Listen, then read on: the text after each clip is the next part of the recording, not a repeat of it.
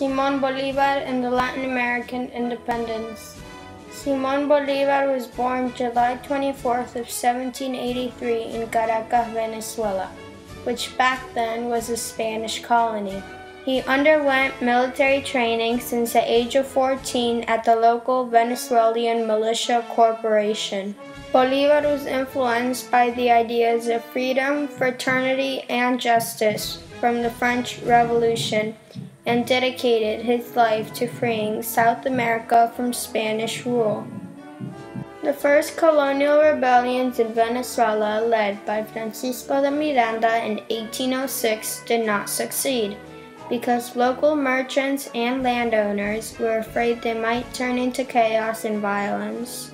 Since the Spanish were fighting Napoleon in 1810, they had no time for their South American colonies.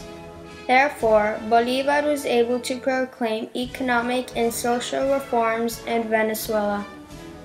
On July of 1811, Congress met in Caracas to draft a constitution for the new government and declared independence from Spain, starting a war with the king's forces and his loyalists that would last for 12 years.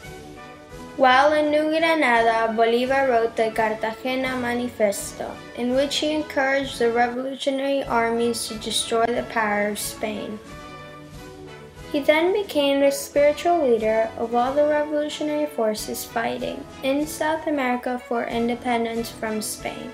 In 1813, the Congress of New Granada gave Bolívar command of an expeditionary force to free Venezuela from Spanish control. Bolívar defeated the king's army and entered victorious in Caracas, where he was given the title of Liberator and assumed political dictatorship. In 1814, Spanish forces won two firm victories in which Bolívar had to leave to avoid falling into Spanish hands. While exiled, he wrote another document named The Letter from Jamaica, where he proposed the new political system to replace the current colonial system in South America.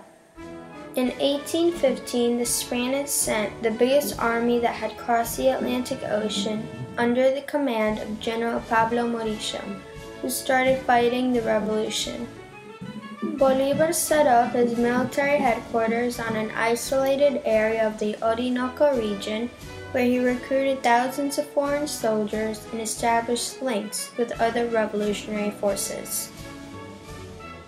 In 1819, he attacked the Spanish in New Granada, advancing through very difficult terrain and taking the enemy by surprise in the Battle of Boyacá, where most of the king's forces surrendered to him.